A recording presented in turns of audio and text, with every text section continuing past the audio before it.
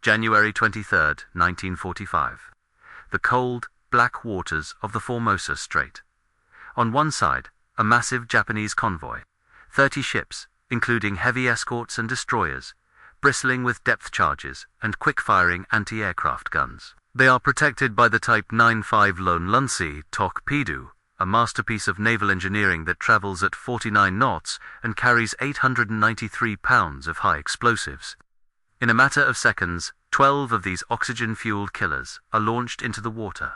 They leave no wake, no bubbles, and no warning. They are 12 silent ghosts moving through the dark, closing a 600-meter gap at 82 feet per second. Against them, the USS Barb, a Gaito-class submarine, 311 feet of steel, displacing 1,525 tons. Below the surface, she is a predator, but she is also a slow-moving target. Her top submerged speed is barely 9 knots. Her hull is designed to withstand the crushing pressure of the deep, but it is no match for 893 pounds of concentrated Type 97 explosive. The mathematical difference is staggering. The Japanese have 10,716 pounds of explosives in the water, moving 5 times faster than their target can maneuver. According to the United States Navy manual, the procedure in this situation is absolute. You dive. You flood the negative tanks, tilt the planes down, and pray that you can reach 150 feet before the spread arrives. But there was a problem. The math of the manual was designed for deep water. Here, in the shallow coastal reaches of the China coast, the water was barely 30 feet deep in some places. If the USS Barb dived, she wouldn't be hiding. She would be pinning herself against the seabed, a stationary target for a mathematical certainty of destruction. At exactly 3 a.m., Commander Eugene Fluckey made a decision that defied every line of his training. Instead of diving into the silt, he gave the order that should have been a death sentence. Blow all ballast. Surface the boat. The what happened in the next 27 minutes would rewrite the rules of naval engagement and prove that sometimes the only way to survive a massacre is to participate in one. If you want to understand how a single submarine turned a death trap into a slaughterhouse, stay with us. By early 1945, the Pacific Theater had become a graveyard for the Imperial Japanese Navy. The American Silent Service had already decimated the Japanese merchant fleet, but the remaining convoys were the most heavily guarded in history. This was the era of the Wolf Pack, but Eugene Fluckey, the commander of the USS Barb, didn't play by the standard rules of engagement. He was 31 years old, a man who looked more like a mathematics professor than a maritime killer. But he possessed a tactical mind that functioned with the precision of a slide rule. The USS Barb was his instrument, a gockless boat. She was powered by 4 Fairbanks Morse diesel engines, producing 5,400 horsepower on the surface. Her maximum surface speed was 21 knots fast for a submarine, but a crawl compared to the 35 knots of a Japanese destroyer. She carried 24 torpedoes, each one a 21-inch Mark 14 or Mark 18. But Fluckey saw the Barb as more than a torpedo platform. He saw it as a mobile, submersible fortress. He had already pioneered the use of rocket launchers on a submarine. But on this night, he would rely on the most basic tool in his arsenal, the 5-inch, 25 caliber deck gun. The 5-inch 25 was never meant for a fair fight. It was a defensive weapon, designed to pick off small sampans or finish off a crippled tanker that wasn't worth a $10,000 torpedo. It was slow to aim, exposed the crew to enemy fire, and had a manual rate of fire that peaked at 15 rounds per minute under ideal conditions. On the night of January 23rd, the conditions were anything but ideal. The Barb had spent the last several days stalking a massive convoy through the Namquan harbor. This wasn't the open ocean. This was a shallow, rocky inlet on the coast of China, surrounded by enemy minefields and shore batteries. Fluckey had spent hours calculating the tides and the depths. He knew that the Japanese felt safe here. They believed the water was too shallow for a submarine to operate. They were right by the book. But Fluckey had discarded the book weeks ago. The tactical challenge was a nightmare. To hit the convoy, the Barb had to navigate a narrow channel where the water depth dropped to just 26 feet. The Barb's draft, the distance from the waterline to the bottom of the keel, was 17 feet. This meant Fluckey was operating with less than 9 feet of clearance between his hull and the jagged rocks below. If he dived, he would hit the bottom. If he stayed on the surface, he was a 311-foot silhouette against the moonlit water. At 2:45 a.m., the Barb was in position. They were deep inside the harbor, surrounded by over 30 enemy ships. The tension on the bridge was a physical weight. The lookouts, squinting through 7x50 binoculars, reported the targets. It was a target-rich environment that most submarine commanders only saw in their dreams, but it was also a tactical cul-de-sac. There was only one way out, and it was blocked by the very ships they were about to attack. Fluckey ordered the launch.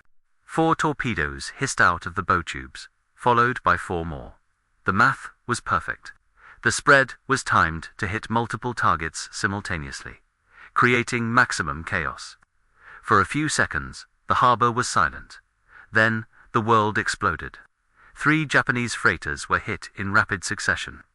The 1,500-pound warheads tore through their hulls, igniting ammunition and fuel. The harbor lit up with the brilliance of 1,000 suns.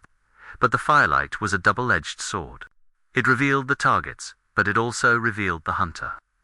Suddenly, the radar operator screamed a warning. Escorts closing. Multiple wakes detected. 12 torpedoes in the water. The Japanese escorts, reacting with terrifying speed, had fired a spread of long lances. These weren't the erratic, unreliable torpedoes the Americans had struggled with early in the war. These were the finest underwater weapons in the world. They were set for a depth of 15 feet, the standard draft for a Gatoka-class submarine. The manual said, dive to 150 feet. The odds said 0.04% survival rate. The captain looked at the depth sounder. It read 30 feet. If they dived, they would bottom out at 26 feet, leaving the top of the conning tower exposed and the hull pinned.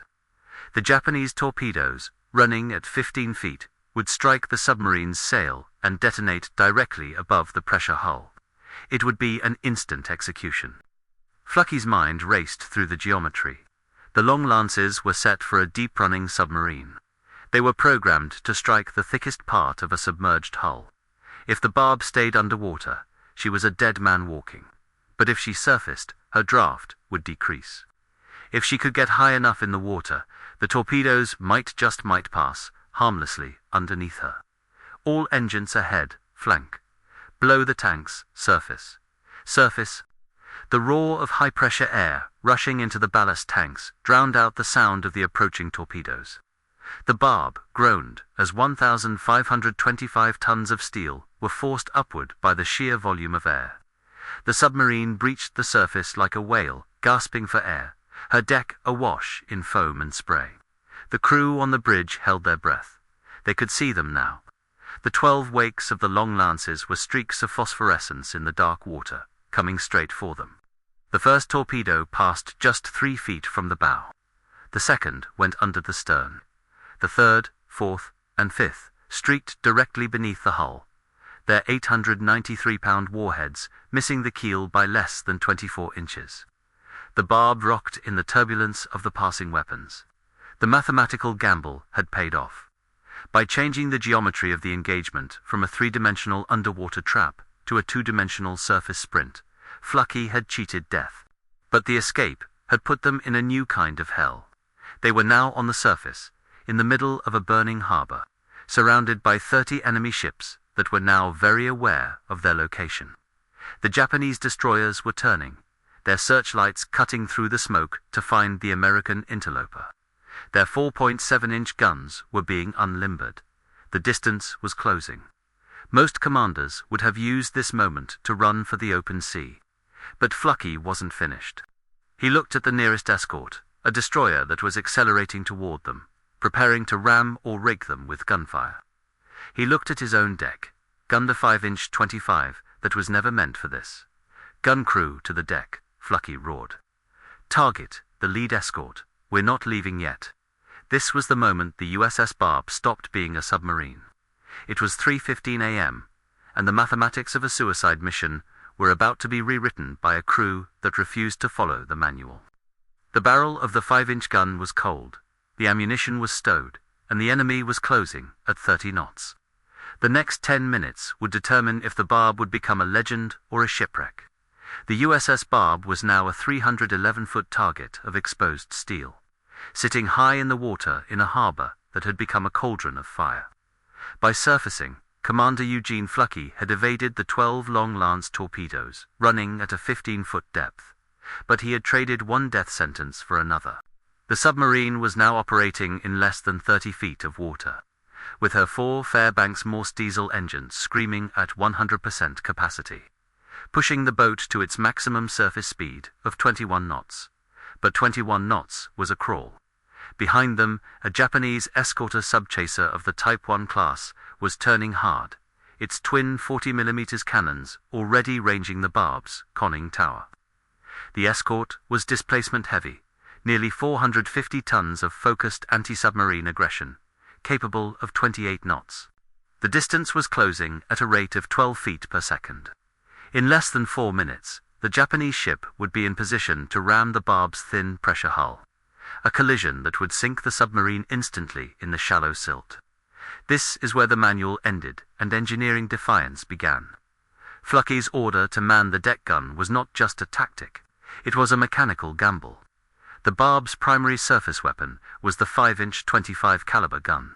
It was a short gun, designed for a high angle of fire and low muzzle velocity ideal for shore bombardment, but notoriously difficult to use against a fast-moving, zigzagging warship. The barrel was only 125 inches long, meaning the 54-pound projectile had very little time to stabilize before exiting the muzzle. The technical specifications of the 5-inch 25 were clear. A sustained rate of fire of 15 rounds per minute was the absolute safety limit. Beyond this, the heat generated by the friction of the shell and the combustion of the smokeless powder would cause the steel of the barrel to expand. If the barrel expanded by even 0.005 of an inch, the rifling would fail to grip the shell, destroying accuracy. Worse, if the temperature exceeded 600 degrees Fahrenheit, the gun faced the risk of a cook-off, where the heat of the metal detonates the propellant before the breech is even closed. Chief Gunner's mate Paul Swede Larsen didn't care about the safety limits. He and his 7-man crew scrambled onto the deck, while the Barb was still heeling over in a sharp turn. The deck was slick with diesel oil and freezing seawater. They had to manhandle 54-pound shells from the ammunition hoist, each round nearly 3 feet long, while the boat vibrated under the strain of the overloaded engines. The first Japanese 40mm shells began to splash around the Barb. These were high-explosive incendiary rounds, designed to shred the unarmored bridge of a submarine. One shell struck the Barb's cigarette deck just 3 feet from the conning tower, spraying shrapnel across the winter-cold steel. The crew didn't flinch. They were locked into a mechanical rhythm that defied their training. To win this gunfight, they had to achieve the impossible. They had to outshoot a dedicated surface combatant, using a weapon that was essentially an afterthought in naval architecture. Larsen shouted for the crew to bypass the mechanical foozing timing. They began slamming shells into the breech, as fast as the loader could move his arms. The 15-round-per-minute limit was shattered in the first 60 seconds. They were pushing 18, then 20, and finally 22 rounds per minute. The barrel temperature was skyrocketing. The paint on the exterior of the gun mount began to blister and peel, emitting a toxic, acrid smoke. Mathematically, the barrel was now 140 degrees above its rated safety tolerance. Every time a shell was fired, the metal groaned, the recoil system slamming back with 10,000 pounds of force, testing the welds that held the gun to the Barb's deck. If the mount snapped, the gun would become a 5,000-pound projectile that would crush the crew and punch a hole in the submarine's own hull. On the bridge, Fluckey was watching the rangefinder. Range, 1,200 yards. Lead him 5 degrees to port. He screamed over the roar of the diesels. This was point-blank range for naval artillery. At this distance, the 5-inch shells didn't even have a true ballistic arc. They were traveling in a nearly flat line at 2,100 feet per second. The emotional weight of the moment was suffocating. Every man on that deck knew they were completely exposed. There was no armor plate between them and the Japanese 40mm cannons. They could feel the heat from the burning Japanese freighters across the water, a dry, searing heat that contrasted with the freezing spray of the East China Sea. For the gun crew, the world had shrunk to the size of the breech block and the smell of cordite. Internal monologues were silenced by the sheer necessity of survival. There was no time for fear, only for the physics of the reload. Catch the shell, slam it home, close the breech, fire, clear the smoke, repeat. One loader, a 20-year-old seaman, felt the skin on his palms blistering as he touched the scalding brass of the spent casings. But he didn't stop. He couldn't. If the rate of fire dropped for even 10 seconds, the Japanese escort would find its range and turn the Barb's deck into a slaughterhouse. Fluckey, standing on the exposed bridge, was the brain of this mechanical beast. He was calculating more than just lead times. He was calculating the life of his boat. He knew that the Barb was never designed for this kind of aggression. A Gokul-class submarine was a stealth predator, meant to fire from 3,000 yards and vanish. By engaging at 1,000 yards on the surface, he was stripping away every advantage his vessel possessed. He was betting 80 lives on a 5-inch pipe of overheated steel. The Japanese escort was now at 900 yards. It was so close that the Barb's crew could see the individual muzzles of the enemy's anti-aircraft guns. The Japanese commander, confident in his superior firepower and armor, stopped zigzagging. He wanted a stable platform to deliver the killing blow. He was lining up his shot, preparing to rake the Barb from bow to stern. But this was the Japanese commander's fatal mathematical error.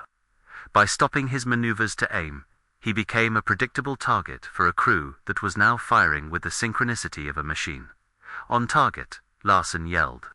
The Barb's gun crew delivered a 3-shell volley in less than 8 seconds. The first 54-pound shell struck the Japanese escort's forward gun mount. The impact was catastrophic. The 5-inch projectile, traveling at twice the speed of sound, didn't just explode. It shattered the thin shielding of the Japanese mount and detonated the ready-use ammunition stored on deck. A fireball 40 feet wide erupted from the escort's bow, instantly silencing its forward guns.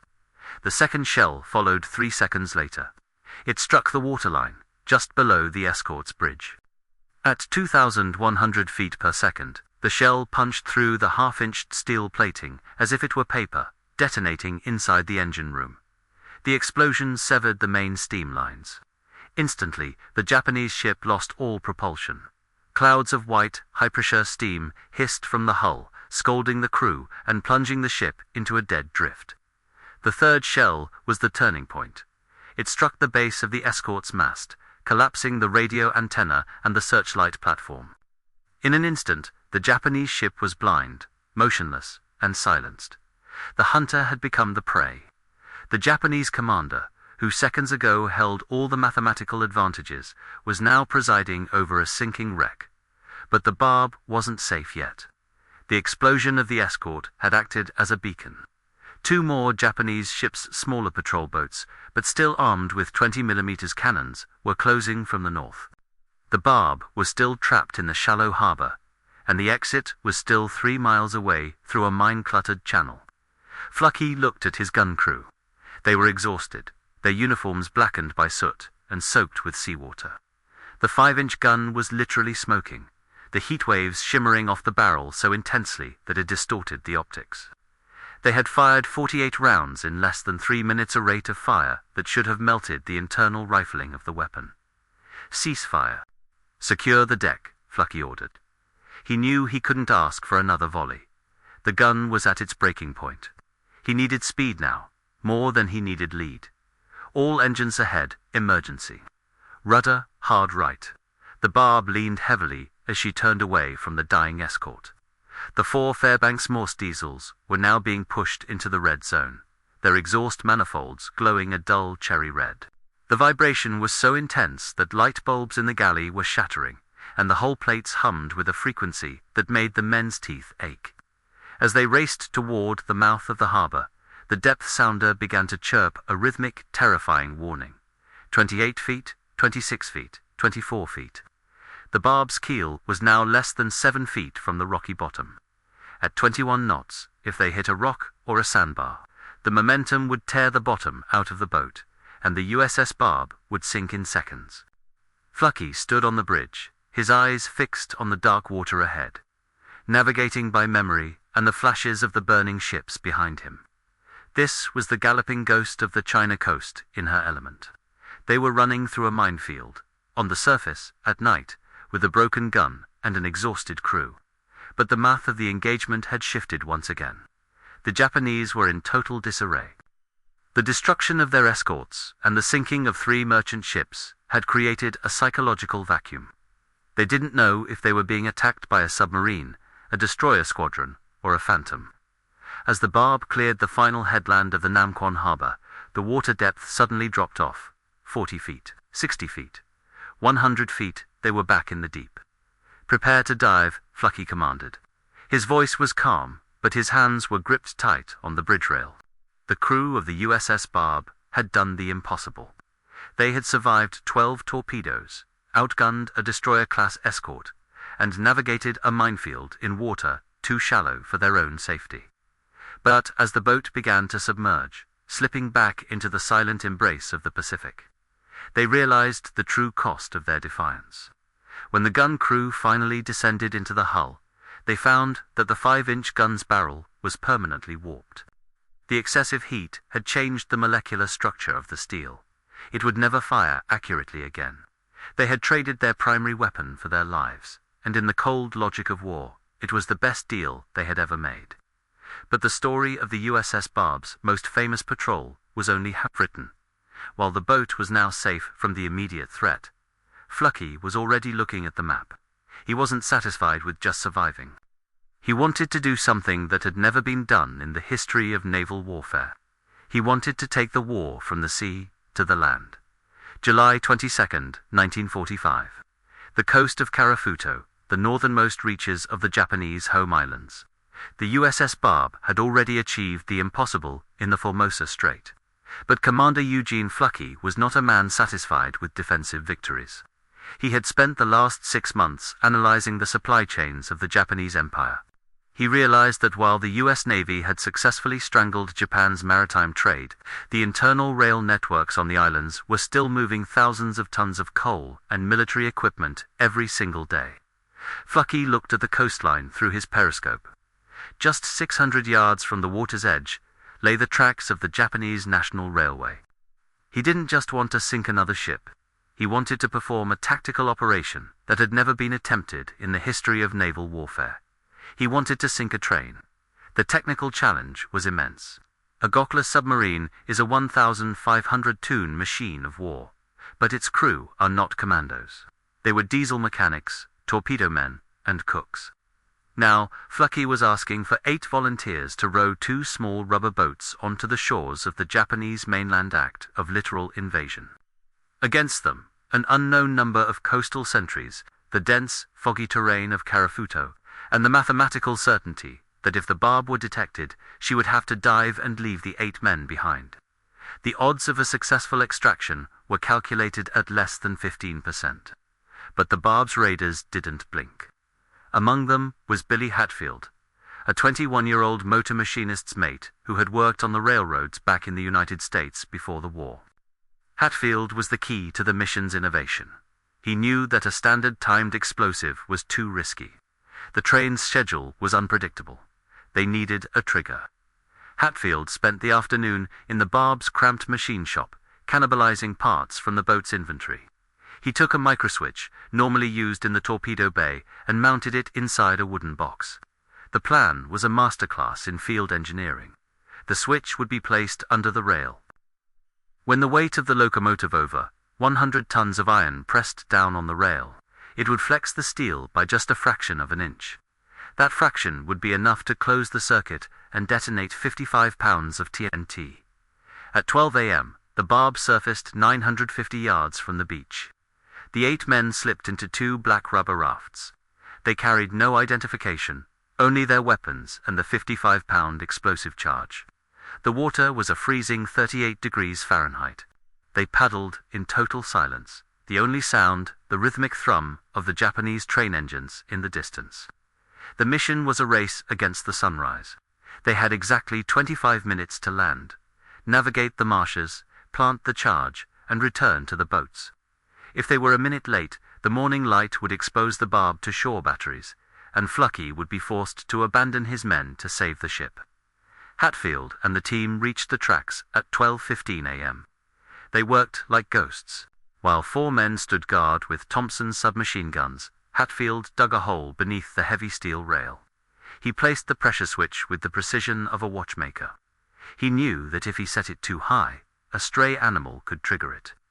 Too low, and the train's weight wouldn't be enough to close the gap. He calibrated the switch to 0.25 inches of rail deflection. "Arming now," Hatfield whispered. He connected the battery. The 55-pound charge was now live. Any vibration, any mistake, and all 8 men would be vaporized instantly. They scrambled back to the rafts and began the grueling paddle back to the Barb. They were 200 yards from the submarine when the ground began to shake. A 16-car military transport train, pulled by a heavy steam locomotive, was barreling down the tracks at 40 miles per hour. The explosion was visible from the Barb's bridge. A pillar of fire shot 200 feet into the night sky. The locomotive didn't just derail. The 55 pounds of TNT, coupled with the train's own momentum, caused the engine to somersault, its boiler exploding with the force of a 500-pound bomb. The 16 cars behind it crumpled like tin cans, piling into a twisted mass of steel and fire. At 1:30 a.m., the 8 raiders were hauled back onto the Barb. They had done it. They had conducted the only ground invasion of the Japanese home islands during the entire war. The USS Barb was now the only submarine in history with the silhouette of a train painted on her conning tower. But the legacy of the USS Barb isn't just about one train or one gunfight in a shallow harbor. It is about the man who commanded her. Eugene Fluckey would end the war as the most decorated submarine commander in American history. He was awarded the Medal of Honor and 4 Navy Crosses. Under his command, the Barb had sunk 17 ships, totaling 95,000 tons, including the 11,000-ton aircraft carrier Uno. But Fluckey's greatest pride wasn't the tonnage. It was a different number. During his entire time in command of the Barb, through the torpedo spreads, the surface gunfights, and the land raids, he never lost a single man. In a service that suffered a 22% casualty rate, the highest of any branch in the U.S. military, the Barb's survival was a statistical anomaly. The Barb returned to Pearl Harbor as a legend. She had proven that a submarine was not just a tube for torpedoes, but a flexible tool of psychological warfare. She had operated in 26 feet of water, survived 12 simultaneous torpedo attacks, and outshot destroyers with a gun that was 140 degrees over its heat limit. If this story of the galloping ghost of the China coast and the men who broke every rule of naval physics has impacted you, please leave a like. It helps ensure that the names of men like Eugene Fluckey, Billy Hatfield, and Paul Larson are never erased from the ledger of history. The USS Barb was eventually decommissioned, her steel sold for scrap, but the mathematics of her missions remain. They serve as a reminder that when the enemy has perfected the science of your destruction, the only way to survive is to change the variables of the equation. Eugene Fluckey passed away in 2007 at the age of 93. Until his final breath, he maintained that he wasn't a hero. He was just a man who knew how to calculate the odds and chose to ignore them. He proved that a 1,500-ton boat could have the heart of a battleship, and that 8 men in a rubber raft could shake an empire. If you enjoyed this deep dive into the technical defiance of the USS Barb, subscribe and hit the bell icon. Each like helps us keep the memories of these crews alive. Comment below. What other impossible missions of World War II should we cover next? Are you a descendant of a submariner, or did you discover the Barb story today? We want to hear from you. You're not just a viewer, you're part of the crew keeping these records alive. This was the story of the USS Barb, rated for stealth, used for a massacre, and remembered for the math that saved her. Thank you for watching.